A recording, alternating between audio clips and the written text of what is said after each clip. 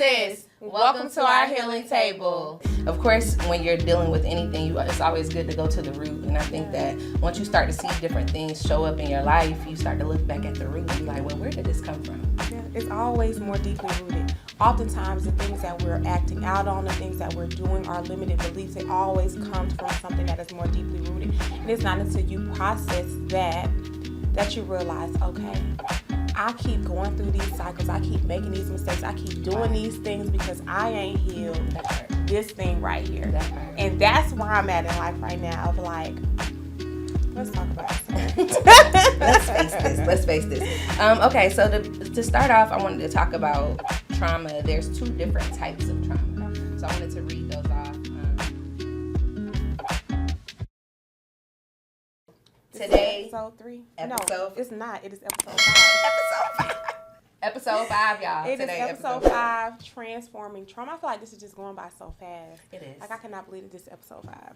Yes, but I look forward to every time we come and, come to our healing table. I've been finding healing happening off of the table. A lot. And then we come and put it here, lay it out here on the table. Yeah. I think the beauty of doing this, and like you said, going through our life experiences and transforming and shedding and healing so many things throughout the process, I think like that's what actually led us to like changing some things around. So this transforming trauma was something that we added in based on the conversation that Taryn and I was having recently, and we thought that it would be a great conversation piece for season 1. So we are healing in real time. Real time. This is happening every day. So it's also just transforming the way that we're having episodes and the different topics that we're talking about. So everything is happening right now. And it's like we're dealing with trauma every day. So let's talk about it, and let's talk about how we're transforming it and how we're going through it. But yeah, let's start with our tea. All right, so today we have some hawthorn berry tea that Taryn and I have brewed up. Cheers to episode 5. And the reason that we chose hawthorn berry is because it is a herb that really transforms heart health. And with identifying, we do carry a lot of trauma and a lot of emotions, a lot of things that we do hold in the heart. And so with that, we chose hawthorn berry as it is a tonifying herb, which means that it is a herb that basically tones, strengthens, nourishes, and helps to rebuild the heart. Okay, and so it supports heart health in that way. And so we are lifting up hawthorn berry on today. I love that. I've been finding. I'm gonna take a sip. And then I got something to say. We do have a little berry still left. I know, it's cute. It's cute little aesthetic. See, that's why the glasses are clear so you can see when we got the situations up in there. But yes, definitely the berries. That tastes nice and light. And even just throughout my healing, just recently, I just been really focusing on my heart, like realizing that you kind of like built up this like defense and this protection, and I really didn't realize that. I think I was just going through life just having that going on. So I'm really been like honing in on my heart, and it actually feels like different to focus on that. I feel like for so many years I focused on let me get my mind right, or let me heal my wound, or transforming my outer appearance. And then it was like my heart was just right here, and I was like, I hadn't focused in on it. So like it's like this light is shown, and I'm like, okay, let me do the heart work. So I'm glad that we have a tea that actually like helps to heal the heart, and that helps that support of taking care of the heart while we're looking back at past things that happened to us, and transforming them, and how do we work through them in today's adult time. And I think that is important to like talk about. It's the importance of like using herbs from that physical standpoint of things, but then also working through that emotional and spiritual aspect of things, because healing is full circle. It is definitely a holistic aspect of it. And so what I find oftentimes, even with the hawthorn berry, is something that I typically give to people that are struggling with like high blood pressure, heart failure, congestive heart issues, and but their trauma is also always deeply rooted. And so I typically recommend them going to therapy and to seeking and dealing with the deeper level of it, because what happens if we don't process our emotions and we're not healing, we can also manifest disease from that emotional and spiritual standpoint. And I think that people forget that all the time. And so, yes, I do believe in the physical aspect of working out and taking herbs and eating healthy, but you have to deal with that emotional and spiritual aspect of it. Because even for me, like you said, focusing on processing the things in my heart, like I've been realizing that I've been carrying on things from childhood. You get what I'm saying? Like, and in today's time, right? Because I'm still peeling back the layers of some things. And so, yeah, it is definitely, I'm just ready to talk about it. Yeah, we're going to get into it. Okay, so to start off, I wanted to talk about trauma. There's 2 different types of trauma. Okay. So I wanted to read those off. I've been listening to podcasts where it's so wild how, like, when we're having our episodes, but then it's like other podcasts and other topics and even books, like, are just talking about the things that we're exploring. There was a book, real quick before I get into the trauma. There was a book that a mentor of mine gave me 3 years ago. She gave it to me and I was like, okay, this is nice. Yeah. And I put it on my bookshelf and I never opened it. I never read it and I never opened it. And recently I just was going through, like, you know, just this transformation. I think you have sometimes in your transformation when those moments hit harder than others, when you're going through those crying spells and your emotional spells, and especially as women, we definitely going to go through that. And men, of course, you need to feel your emotions too, but just those times when you have those moments, right? So for some reason, like I said, I started to focus in on my heart, and then I have this book that she gave me. It's called Atlas of the Heart. So it was like when she gave it to me, I was like, oh, this is nice. And put it on my bookshelf and just had it. And so I recently pulled it back out, and in the beginning, she actually wrote me a note on the front page that I had never read. It had been in there. She dated it and everything, and it was like a message that I really needed to hear. But I realized that, like, maybe that wasn't the time for me. Like, even though she saw something in me that, like, maybe I wasn't, like, you never know how other people might be looking at you sometime, or they see things in you. But I love having her presence around in my life and everything like that. But just to see that years later and to actually, like, hone in on this book, and I feel like even in this book, it helps me to articulate some of the things that I'm feeling. They talked about language and how, you know, expression. Like, a lot of times people don't express themselves because we don't know the language to use, and just expressing with our heart. So I'm diving deeper into the book, but it brought me just back around. I love that you lifted up your mentor. I actually reached out to my mentor this morning after you sent the text. I pulled over at my grandma's house, and I text my mentor to see if we can start getting back together. So I think that it's important for us as women to understand that we do need role models and we do need mentors and healthy women on our healing journeys. And like you said, there was a seed that was sowed 3 years ago, but now you are beginning to reap the harvest from the book, because now you're in a space ready to receive that. And I think that's just how the universe works, of, like, don't ever think that a thing isn't working. Sometimes it's not until that seed busts through the ground that you start to identify, okay, I need that. And I think that that's where you are now. And so gratitude for the sowing of the seeds and the mentors. I'm looking forward to seeing, like, what you get out of that book. Yes, and Shamika is one of my mentors too. She's my herbalism mentor.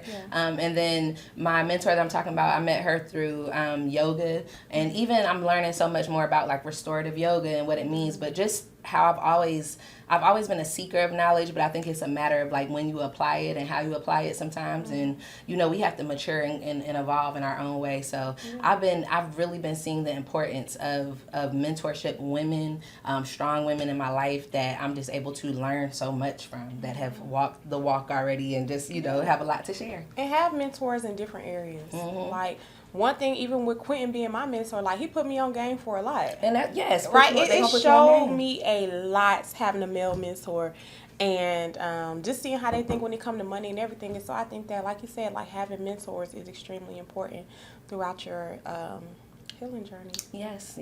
I feel like we all need guidance, especially when we're healing, because there's no manual to life. There's a lot of books that are written, but a lot of times our healing journey is our own journey to face. So we're gonna get into these traumas. So defining the big T and the little T when it comes to trauma. Yeah, so they say that there's a big T trauma and there's a little T trauma. So there are bigger traumas, like I'll just read off what they have here, but like physical, emotional, or sexual abuse, severe neglect, domestic violence, parent with an addiction or severe mental illness, the death of a parent or your caregiver, being in foster care, sudden separation, incarceration of a parent, and chronic medical trauma. So those are some big traumas.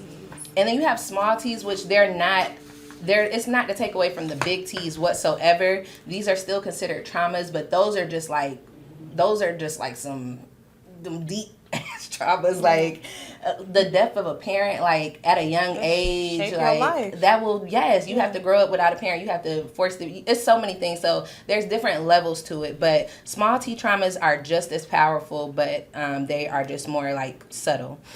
So emotional invalidation, and a lot of traumas, of course, are caused by our parents, and we'll get into those, caused by our parents or our caregivers, because those are the people that shape our childhoods. So yes, emotional invalidation, like stop crying, you're too sensitive, growing up with constant criticism, conditional love, affection only when you perform, being parentified, having to grow up too fast, unpredictable households, being unseen, unheard, or emotionally ignored, chronic stress, poverty or instability, racial, cultural, or identity-based shaming.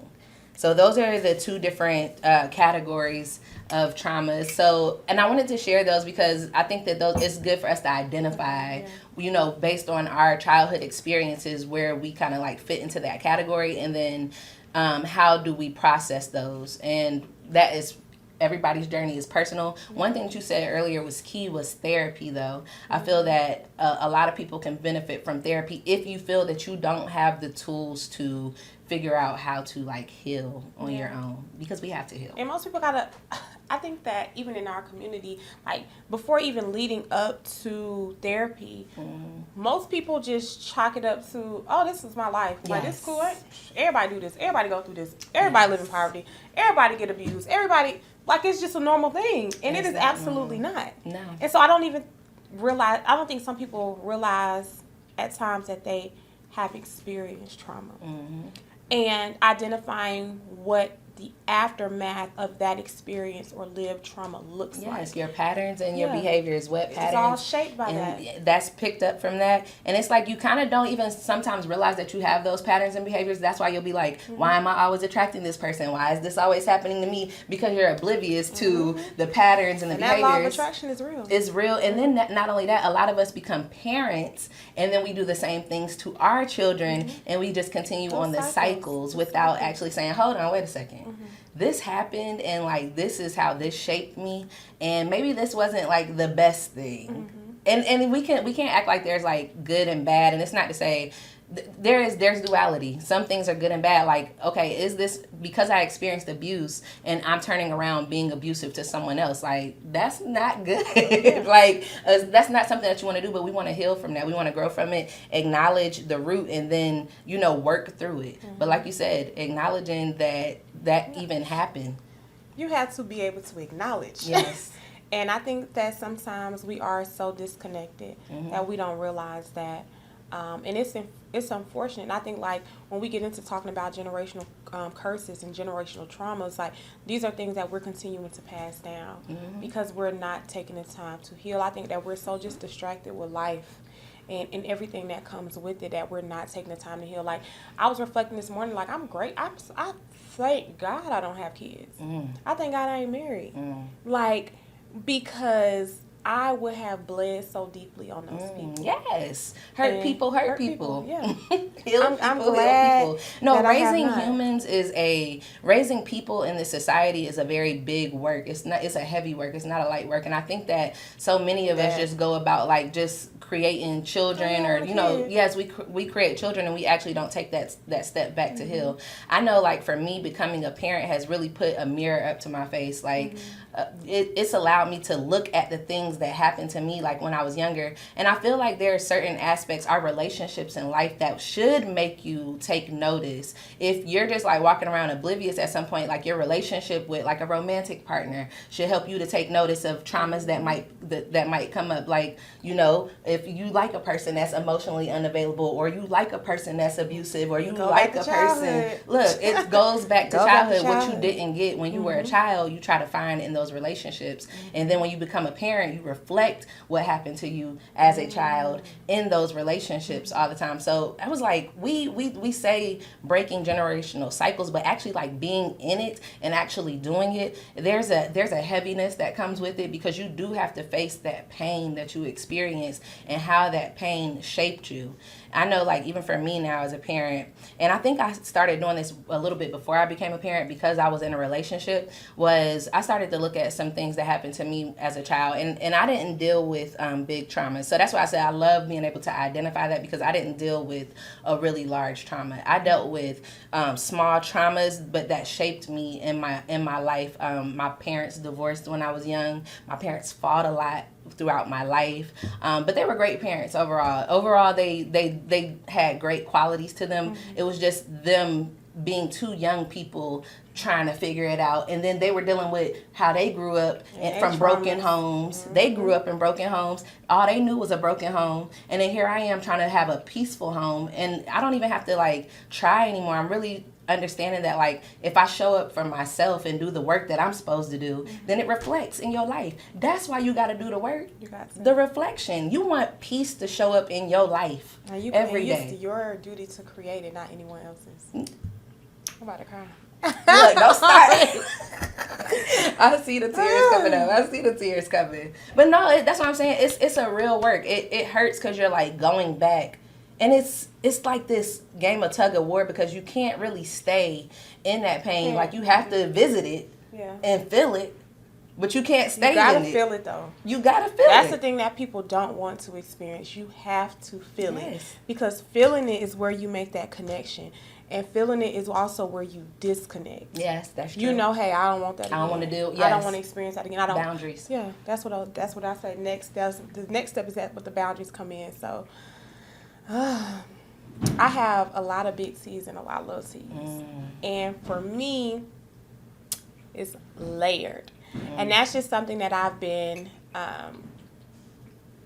really dealing with this season of my life. And so y'all don't know, but Tara knew that I was on a fast. And with this fast, man, it helped me see so many things. So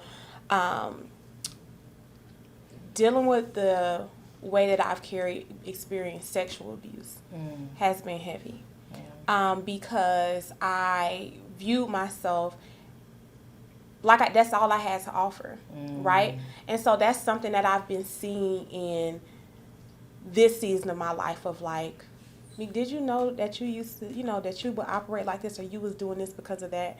So dealing with the sexual abuse that I experienced as a child has been heavy. Dealing with being raised in poverty has been heavy. Being also dealing with the fact of having an absent father has been heavy.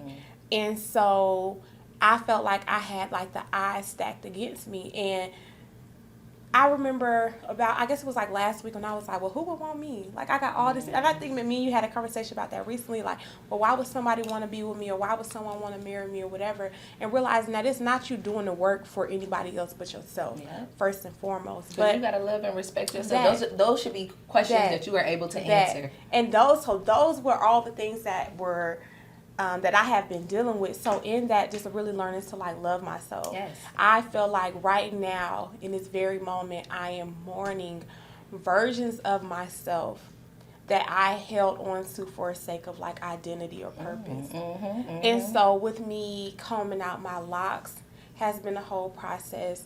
Me releasing, combing out my locks was another thing that I found a lot of identity in that, and a lot of purpose. And I felt like, even for me, this is when I really got into the herbalism space in all of this. And so I've had a whole identity attached to my locks.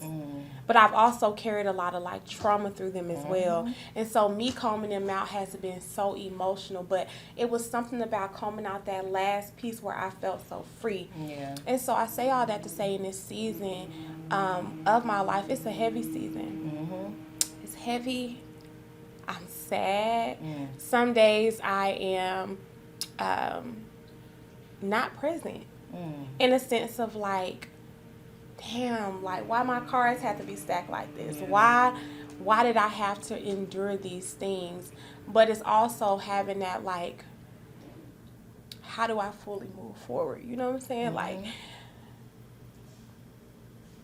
I don't want me being sexually abused or gang raped to be a part of my identity forever, right? I don't want the fact that my father did not show up or the fact that my dad didn't love me. And we've had conversations like, why didn't you come to my graduation? He was like, oh, because I was mad, you know. Or I have this vivid memory of in my mind of when I was going out. I was with my dad, and my dad has multiple baby mamas, and so one day he was taking one of his baby mama and their kids and her kids to Whitewaters and left me and my brother outside of the car and drove off. And my grandma, we just cried. And just so having all of those like memories and it all and neglect. Yes. And so realize it has showed up in relationships. I have always dealt with emotionally unavailable men. I felt like I was in a space where it was performative. Like I had to perform and outdo and overdo for somebody to see me and value me and love me, because I did not get that from my parents. My mom had me when she was 15. A baby. Yeah, my dad was 16, so that they had me extremely young. So with that, another T, where I felt unseen. I was put into a parental mode very young. Like, I don't have a lot of childhood memories like people talk about childhood, because I was raised by a single mom. And so being the oldest of three, it took me to, I was getting them off to school, I was cooking, I was doing I don't have any childhood memories that didn't involve me parenting my mother's kids. And so a part of that too is the reason why I had no desire to be a mom, because I've only seen motherhood from a single motherhood standpoint. And so I didn't want that for my life. I was like, look, I have been mothering since I could remember. And so I say all that to say, so looking through all of these things and realizing like, dang, I got a lot of big T's. I got a lot of big T's. Like, dang. So it be heavy. Yeah. It be heavy. And it's like you don't fully wash away those things that happen to you, because they happen. They're imprints, they're markers. But again, I think you said a big thing as far as being wrapped up in those identities. So it's like, do you let those things define you? And I always this phrase that keeps coming to me is just transforming pain into power. How do you yes, that pain happened to you, and I think that in life we don't always get to pick the cards that are dealt to us at all. Like, we don't. I know that we say, I don't know in the whole spiritual realm if we pick our parents. I don't know if that happens. I don't know how. And I love my parents. I love them too. But I don't know if I can say for sure that we pick, you know, how we come. I don't know if we just don't necessarily pick the cards that come to us. I feel like sometimes, especially as children, like our childhood again is shaped by the people that raised us, and a lot of times they are children. Even back in the day, like people were having children as teenagers or early teen or their early 20s, and still learning so much about themselves, learning so much about being in a relationship with somebody else, their old ideals that they had. I even talked to my dad, and he was talking about how like so my grandmother was young, his grandfather was young, my grandfather was a Rolling Stone child. He was out there. So it was like, you know, he didn't have consistency in his life. But then he said his grandparents raised him, and he was like, they was old school. He was like, they was sharecroppers. So that's what I'm saying, those generational cycles of like, when we say who raised you? For real. Like, who raised you? is really real. It is a lot. And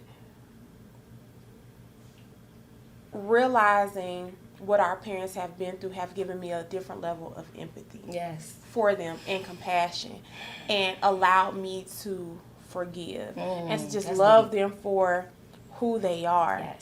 But it's up to me to clear up that aftermath of the things that I've experienced. So yes, I have been to therapy. Like I've done the things, and I'm still doing the things. So in this season, I'm like, okay, it's time for me to go to therapy again.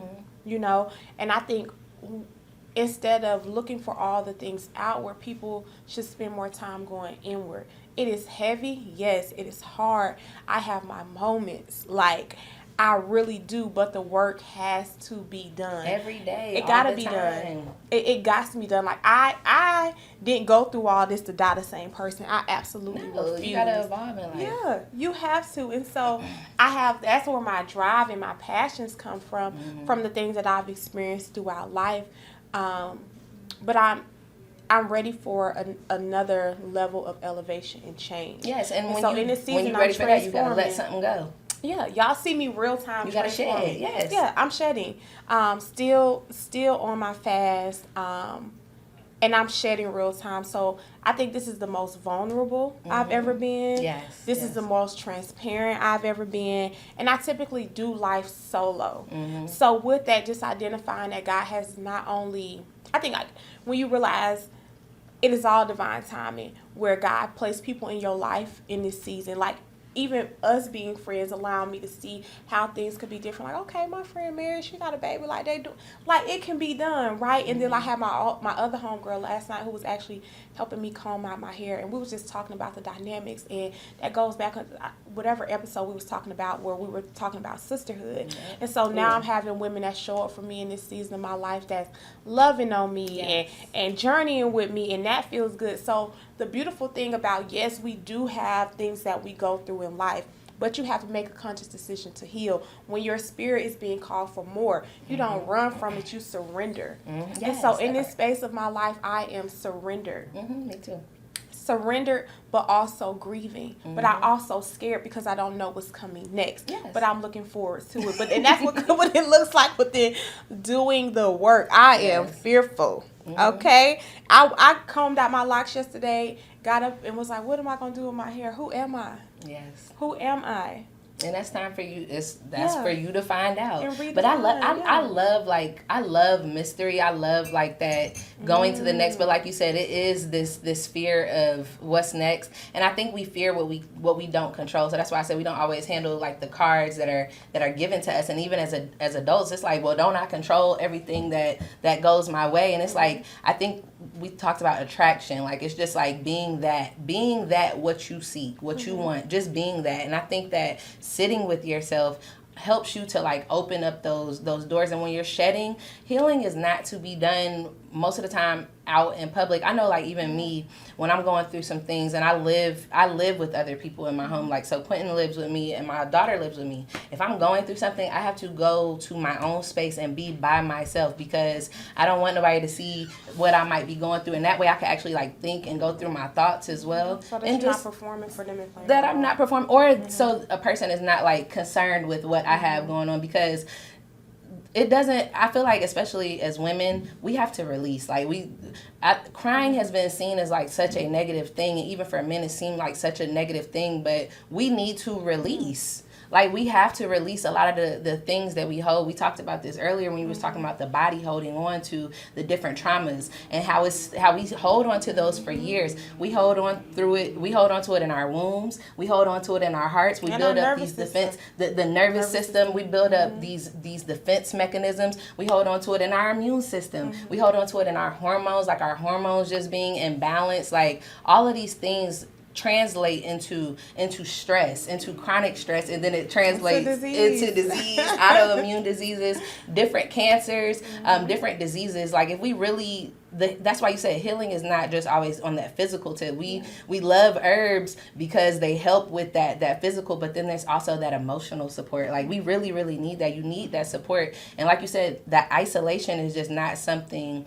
that you like. It's a bifold, I guess. On one side, you do need isolation to like really get your thoughts together, but there's a balance between that and then also having community to help you. But good community. Good community. Loving and nurturing and community. And that's why you have to start with yourself, knowing your boundaries, and really being able to see people for who they are. And I think that sometimes we do think we see people for who they are, and it's like, dang, this person played me or whatever. But your discernment is going to be on point. When you sit, we're going to talk about this when next. Fasting and when you clear, you can oversee God nothing. talking to you. Yes, that's when we're going to talk about that in our next episode. We're going to go deeper into that. But that's why I was like, sometimes we get to talk about in the episode.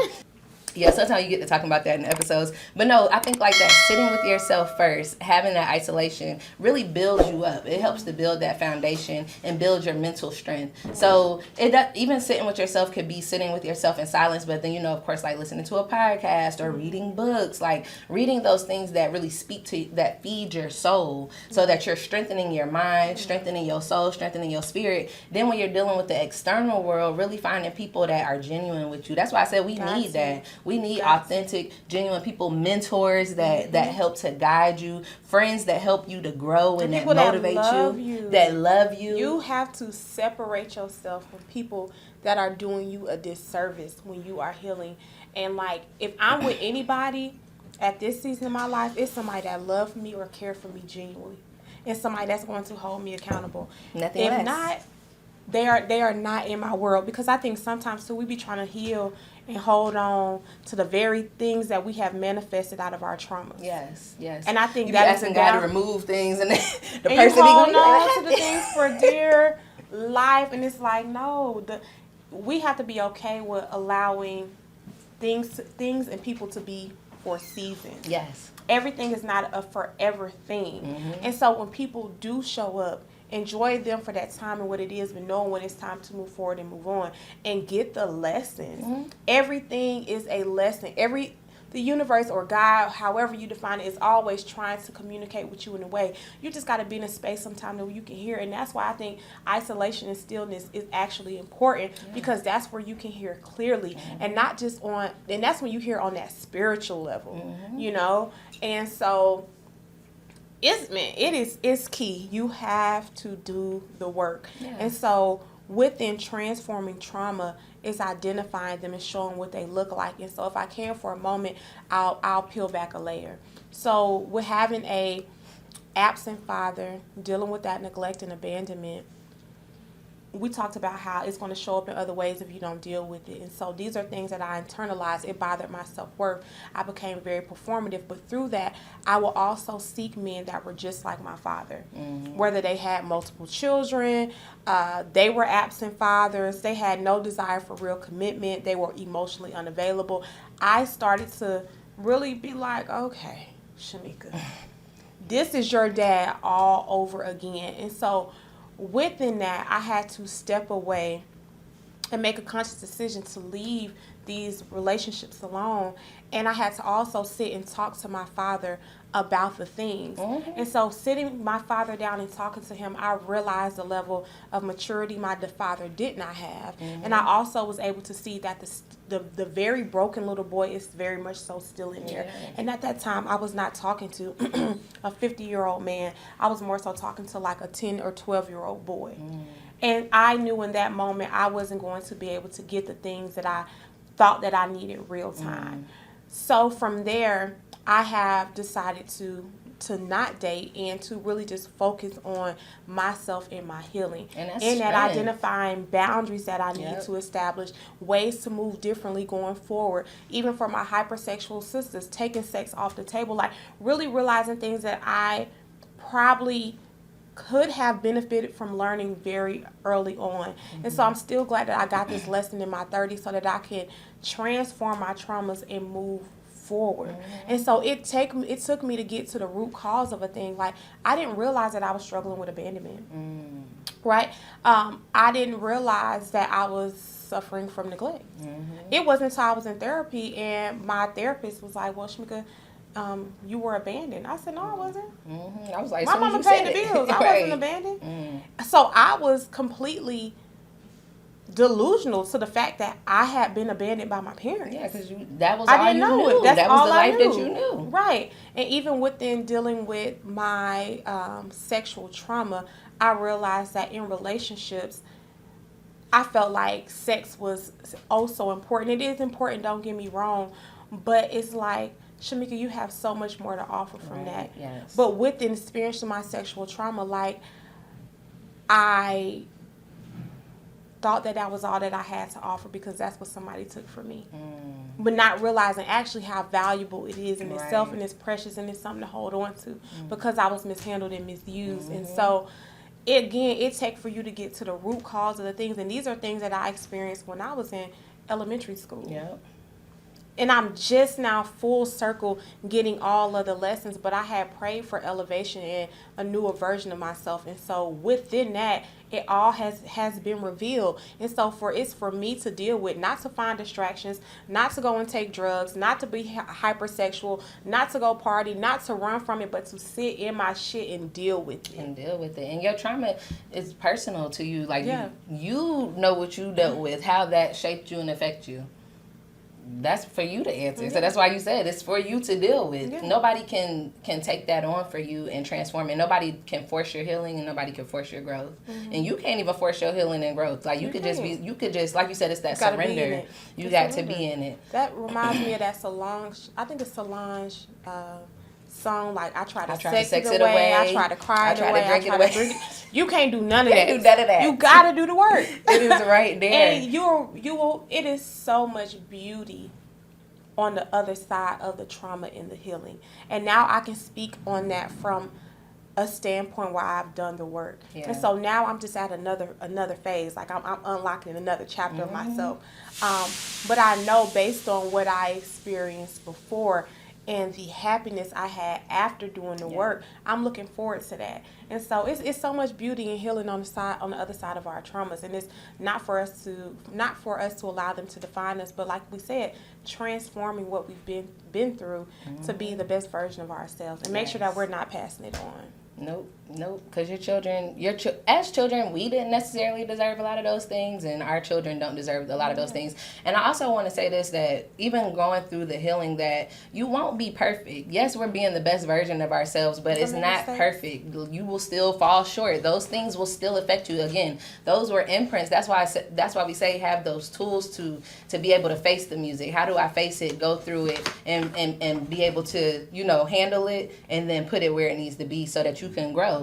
Sometimes you just gotta, I keep hearing that phrase, pack light. We went to the Erykah Badu concert, and my other artist, Ariel J, she got a song called Pack Light, and I was like, it's just like, let it go. I even talked to Quentin when I just sit down and talk to him sometimes. He was like, and everybody has different perspectives of different things. He's like, people need to let stuff go. And I was like, it'd be hard for a lot of people to let things go, but we do have to let things go that no longer serve us. Yeah. When you are trying to grow and move on to those next levels, you don't want those things that are holding you back and hindering you. And a lot of times we're holding ourselves back. So that's how trauma shows up in a lot of ways sometimes, in isolation. Isolation can be negative in a way when you don't let anybody in, when you don't let anybody help you or show you those different things. So whether it be through therapy or a person that really cares for you and that's trying to show you some different ways to be better, then and pushing people out and isolating them and putting yourself on an island in that way is not conducive to your health. Also, just holding on to the past and just living in it and just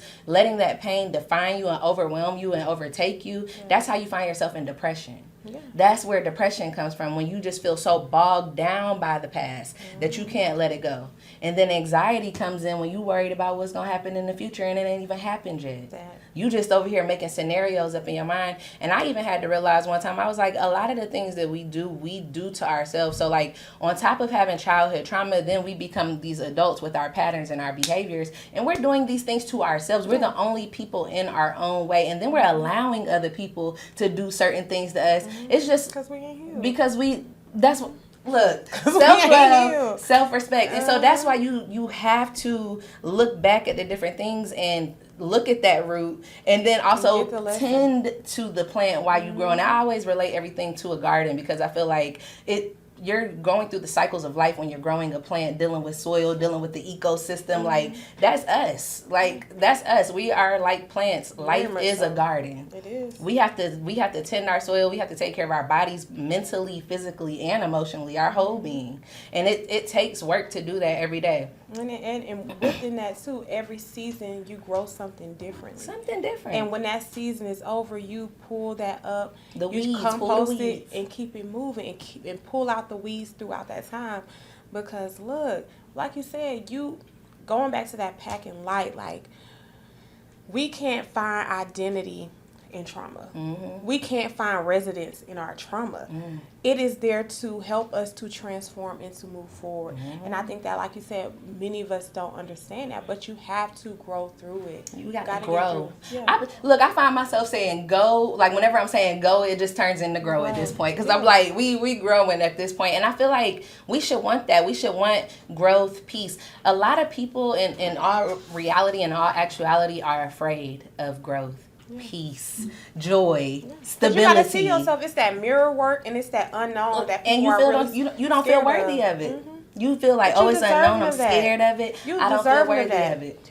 Even before it comes to your kids or your spouse is deserving of a better version, you are deserving of a better version of yourself. You sure are. You have to do that work. So yeah. And you got to work on you first so that you're able to give that to, your spouse. And I know even for me, just to kind of go into, I guess, like my past as well, because we want to be able to share our experiences and put them all here. But like when I got into a relationship, for me, prior to, I was in like all my high school relationships. Me and Quentin have been together since like my early 20s. Mm-hmm. Literally, we got married at like 22, 23, and we were young. Even in the beginning of our relationship, we had like a lot of chaos and dysfunction because that was what I grew up with. That was what I thought was supposed to be the norm, and I actually held on to a lot of anger, and it came out every time I would drink. Whenever I would drink, I would just get like belligerent, angry, just saying some hurtful things, and just really tapping into like hurtful things, like hurting my partner that I love when this person was patient. Now I ain't say he was perfect, y'all. He was not perfect, but he was always patient. And then even him being young, like we argued, so we're in this clash together. Mm-hmm. Then there's also this power struggle. I just recently had a long conversation with my father that was like a couple hours long, and he really just broke down to me like him and my mom even first getting together. Like I was like, how was that for y'all? And just even hearing the story of that, he was like, honestly, when you look back at it from the beginning, like we were probably like doomed from the beginning because you ignoring red flags when you get with somebody. And my dad, when he told me the story about how he grew up, and I know my story of how my mom grew up, both of them had, like I said, broken homes. They had emotionally unavailable parents pretty much, so they became these people who were looking for somebody to fill the void. And so my dad found my mom, who I guess she did give him this emotional unavailability. When I heard about it, I was like, oh, like why did you take some of those things? Why did you allow some of those things? But he was enamored by, I guess, like what you say, that those her good things. But then he was like, she dressed you guys nice, and she dressed nice, and she was just fly. And I'm like, but what we talking about with the spirit though? Yeah. And that's why I say you have to be so discerning when you are picking your partner and your spouse. So that's why you have to do the work before sometimes you get with a person. A lot of times we get with the person and we have toxicity in these relationships because that work was not done. Then you're fighting demons. This person fighting demons, you fighting demons, and y'all coming together and y'all clashing and fighting y'all demons together. And nobody takes the time and the space to say, let's heal. Now, you do have some relationships where people do that, and those people last, and those people grow, and they know that this person is not perfect, and having a person that's willing to work with you is amazing, because you're not going to go to a person fully healed. Even when you get into a relationship, I just truly feel that a person never finds like perfect healing. I feel like we always have to like face these different things that we dealt with in our past. Those come up a lot of times in our relationships. So first you're dealing with yourself, and then when you come into relationship, how do you handle conflict? Because it's going to come up. A relationship is a mirror. They show you different things. They show you the mean parts. Like my husband, he even would say like, he says I'm mean a lot, and it actually bothers me because I'm like, well, why does he say I'm mean? Like nobody wants to be like called mean, really, for the most part. And he was like, but you a good person, you cook good food, this, that, and next. But I had to reflect on, well, why am I mean? And it made me think. Not you cook good food. Y'all be trying to talk because you cook good food. What you mean? The food be tasting good though. Yeah. But I had to reflect on like, well, why am I mean? And it made me look back at when I was talking about with my mom. Like my mom grew up. Just she gave me tough love, and she even told me about a time when I was younger. She said, you probably don't even remember this, but she said there was a time at the skating rink like when you fell and you got hurt, and she was like, and you came up to me and you were like crying, and he was like, Mom, I fell, I'm hurt. And my mom's like, she said, I just like didn't want to hug you. She was like, I didn't even want to, like, I was really like get yourself together. As a child, like, she wanted me to just get myself together. She said my aunt was standing right next to her, and she was like, why don't you hug her and find out what's going on, what's wrong with her? My mom's like, she was like, I just really, truly, like, even right now, I felt it in my spirit. Like, I just didn't want to, like, help you and figure out what was wrong with you. Then there was another time where I actively remembered my mom, I had got into it with the guy that I was dating in high school about going to prom with me. And my mom was outside, and I was in my car in my driveway. I did not know she was outside listening to my conversation. So I get off the phone, I look to my left, and she's standing there, and she's like looking at me like disgusted. And she went in the house. She never talked to me about, and I was crying. She never talked to me about, why were you crying, what happened. She never ever talked to me about that situation. I was out here navigating relationships, even in high school, just by myself. Like, we're out here just navigating these relationships, doing what we saw in our parents' relationships, and then a lot of times we probably don't have our parents there to guide us and give us the way. Like, that's why mentors and stuff are important now. Having, like, even my mentor, she's been married for a very long time. Like, this is a person, when I ask her relationship advice, she's giving me real solid advice. It's not perfect in these relationships, but this is a lady that knows how to be married. Yeah. This is a lady who has a great partner. Mentors should always be where you desire or beyond. Yeah. That and beyond. But I had to work through that. And even when I said, going back to Quentin saying that I was mean, I had to realize that I had to put up, like, this defense mechanism. Like, I didn't always have somebody to call to me, and I was an older sister just like you. I had to watch my brother and sister too. I had to discipline them. I had to parent them as a teenager. My mom was going to work. My mom was a single mother. I seen my mom struggle, and I guess I didn't never feel that I was, like, in poverty, but there were really times that we were really broke down. My dad has always done well for himself. So, and my dad was like, you don't even remember. He said, you called me when we wasn't living together. My parents dealt with a lot of divorce, not being together. He said, you told me y'all were struggling, and could I come back? And I was like, I don't remember that. I was like, but we were struggling. So I was like, we had those moments. And that's why I always knew myself that I didn't necessarily want to be a single mom. And this is not to... I just was listening to a podcast where they talked about, like, inconvenient truths sometimes. Like, this is not to bash and say that single mom, like, being a single mom is bad, but I think that people who are single mothers and people that were raised by single mothers know what we say when we know what we mean when we say, like, they struggle a lot, because a woman has to be nurtured. Most of the time a woman is nurturing, taking care of her family, cooking, cleaning, doing those different things, handling their children emotionally. They should be able to do that. And then they're having to go to work and pay the bills and do all the things and be all the things to everyone else, and they don't have the time to pour into themselves. So, you know, that's what we're byproduct. It's a hard life, and we're the byproducts of that a lot of the times. So that's why I'm saying it's not to talk about single motherhood, but again, like you said, it's seeing different patterns like that and being like, I don't want that for myself. I know I'm not built for what my mother endured.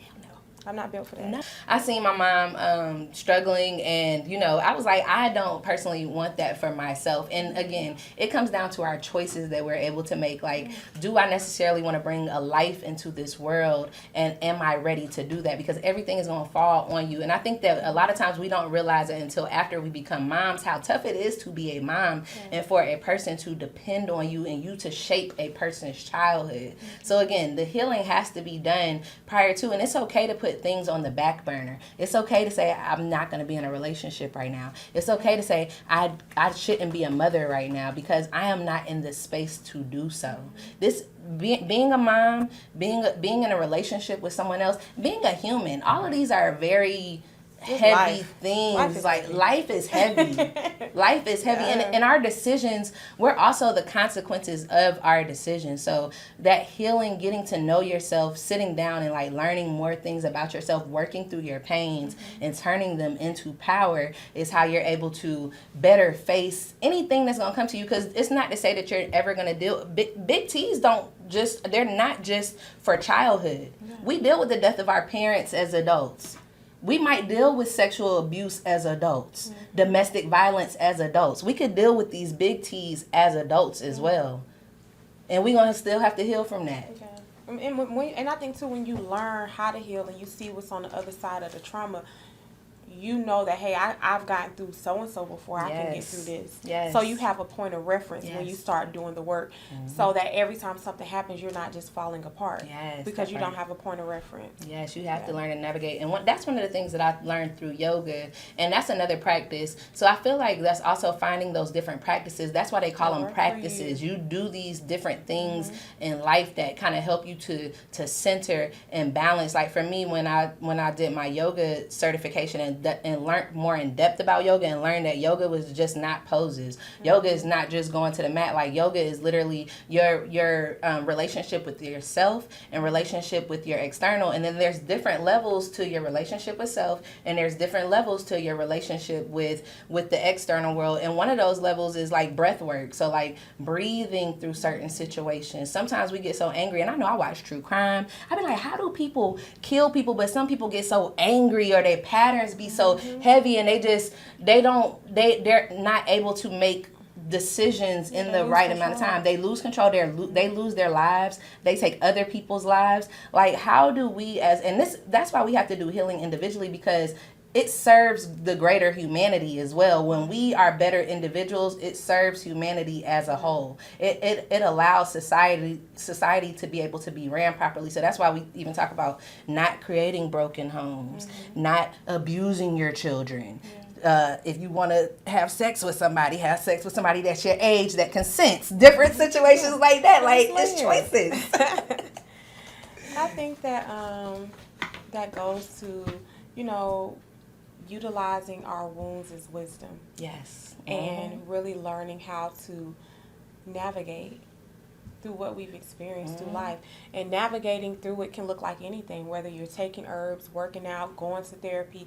Like, your healing journey is your own. And I think that that's important for us to understand. So where I may find that healing is very therapeutic for me, and it helps me to get through the things that I've discussed in this episode. Some people may say prayer works best. What I would say is try all the things. Whatever works for you. And when you practice well, Yes. so that you can actually get through it. But you have to identify what works for you on your healing journey. Yes, and it will not always be the same. What maybe worked for you, what you might have been deeper in years ago, might not be the same answers for you right now. That's why I said we always talk about, I hear a lot of people always talking about like the Bible being a living book, people finding new words, but life is living. Like, us going through every day, our different practices, they evolve and they change with us learning different things, whatever looks right to you. So that's why we can give you some of the tools that we use. We can share some of the tools that we use, but again, it's for you to figure out what personally works for you as a person.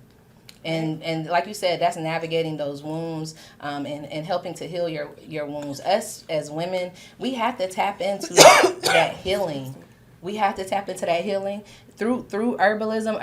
Herbs are a really great way, but everybody might not identify with that. I feel like as humans, though, we live in relation with plants, so plants are there, and I feel like that's why when a lot of people look at nature, go out into on a nature walk, farm, or different things that are connecting with the earth, they feel this connection because we are people of the earth. Like, I feel like we can't be oblivious to that. Yeah.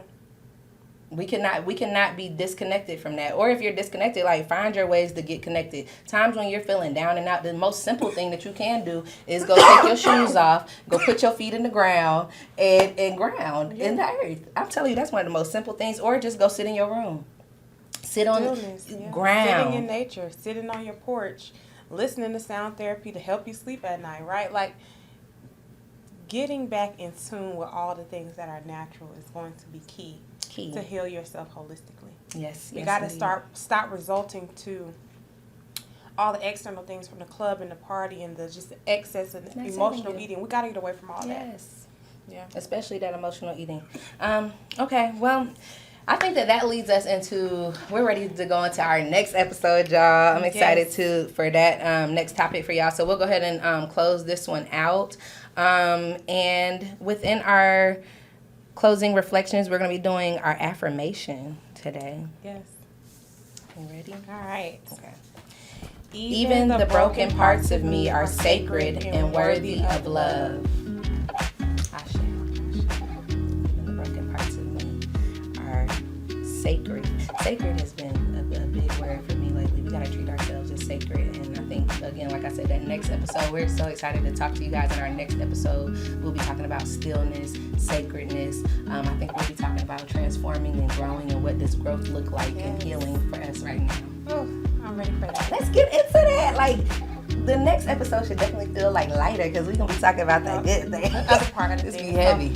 So, if you have not already, be sure to subscribe, like, and comment, and be sure to share this with somebody. I think it is important for us to talk about transforming traumas throughout life, and I think that this could be very useful for those that are seeking healing right now. So, as always, we thank y'all for supporting us. We thank y'all for the love, and we see y'all on the next episode. Peace.